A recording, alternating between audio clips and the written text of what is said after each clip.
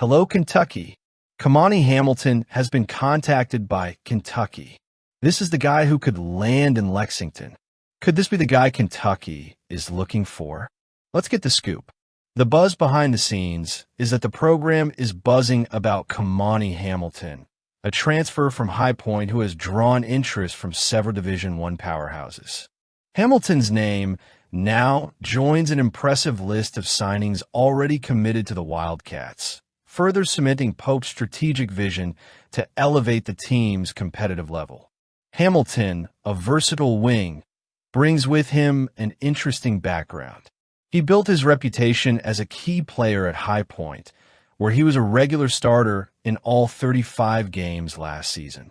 With consistent averages of 13.1 points, 4.6 rebounds, and 2.2 assists per game, he has demonstrated not only scoring ability, but also an excellent team sense. His 52% shooting from the field is impressive, especially considering that he has the ability to create plays both inside and outside the perimeter. While his three-point shooting still needs work, he has made 32.2% of his attempts from deep. That doesn't take away from his potential as an athlete capable of evolving quickly in a competitive environment like Kentucky's. Hamilton's arrival would be particularly valuable to the Wildcats, who are looking to shore up their defense and add depth to their roster. He's been on an upward trajectory, having been named to the All-Big South team twice after leaving Mississippi State, where he began his college career in a low-key fashion. That trajectory reflects resilience and adaptability, qualities that are always welcome at a high-caliber program like Kentucky. Additionally, his leadership helped High Point reach the NCAA tournament last season, an accomplishment that certainly amplifies his value as a recruit. Kentucky's interest in Hamilton comes at a time when the program is already reaping significant rewards in the transfer market and recruiting classes. Mark Pope has worked tirelessly to assemble a well-rounded and talented group, and the results are starting to show. Players like Mo Diabate, Cam Williams, Jalen Lowe, and Jaden Quaintance have already committed to the Wildcats, while Andrija Jelavic, a new recruit from Croatia, adds an international dimension to the roster. In the traditional recruiting round, Pope was able to attract Jasper Johnson, the first five-star player of his tenure in Lexington, and Malachi Moreno, a four-star prospect who promises to be an impact player. This combination of experienced veterans and talented youngsters positions Kentucky as one of the heavy favorites for next season. And Hamilton could be just the piece that's needed to further cement that position. His experience in major tournaments and his ability to contribute to multiple aspects of the game make him a strategic target for a program that has historically sought to dominate the national scene. If he does end up donning the blue and white uniform, it would be hard to imagine any other Division I team with such a deep and diverse roster. Since Pope took over, he has demonstrated a creative approach to roster construction, prioritizing not only individual talent, but also player synergy. The potential arrival of Hamilton would be yet another example of this philosophy, as he brings with him traits that could perfectly complement the style of play that Pope intends to implement. While other elite programs are also monitoring Hamilton, there is no denying that Kentucky has a unique appeal. The program's rich history, combined with recent hires and Pope's work, make the Wildcats an extremely attractive choice for any player looking to compete at the highest level.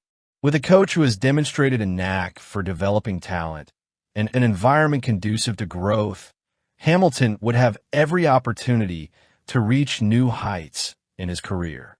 While the outcome of this deal remains uncertain, the simple fact that Kentucky is in the running for Hamilton already reaffirms the program's status as one of the stars of college basketball.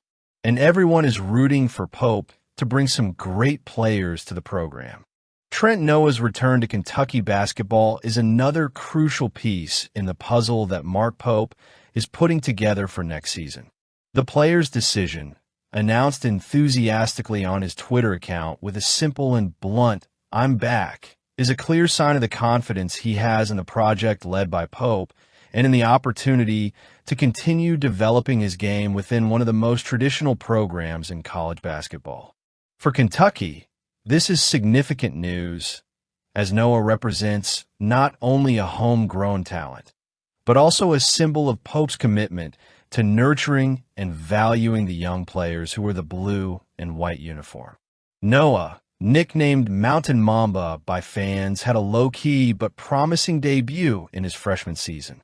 In 24 games, he recorded modest averages of 2.7 points and 1.9 rebounds per game, but showed clear signs of his potential.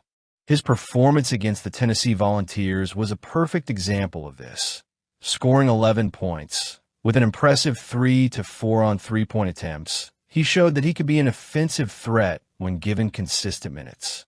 In addition, his numbers in the NCAA tournament, where he maintained a solid 66.7% shooting percentage, reinforced the idea that Noah has the ability to grow in decisive moments, something that is essential for a team that aims to compete for titles. For Mark Pope, Noah's retention is strategic for several reasons.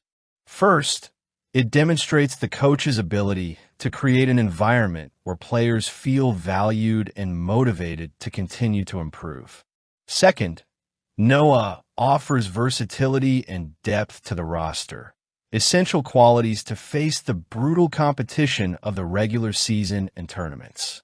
While it is true that he will have a lot of work to do to earn minutes on such a deep roster, Pope has shown the ability to manage extensive rotations and get the best out of each player. And considering Noah's characteristics, an athletic athlete with good long-range accuracy and a resilient mentality, this is a big deal for the program. In addition, Noah's return carries significant emotional weight for the program. As a player originally from Harlan County, he embodies the connection between Kentucky and its local roots. This connection is invaluable to fans, who have always viewed the Wildcats as a reflection of the state's passion and identity.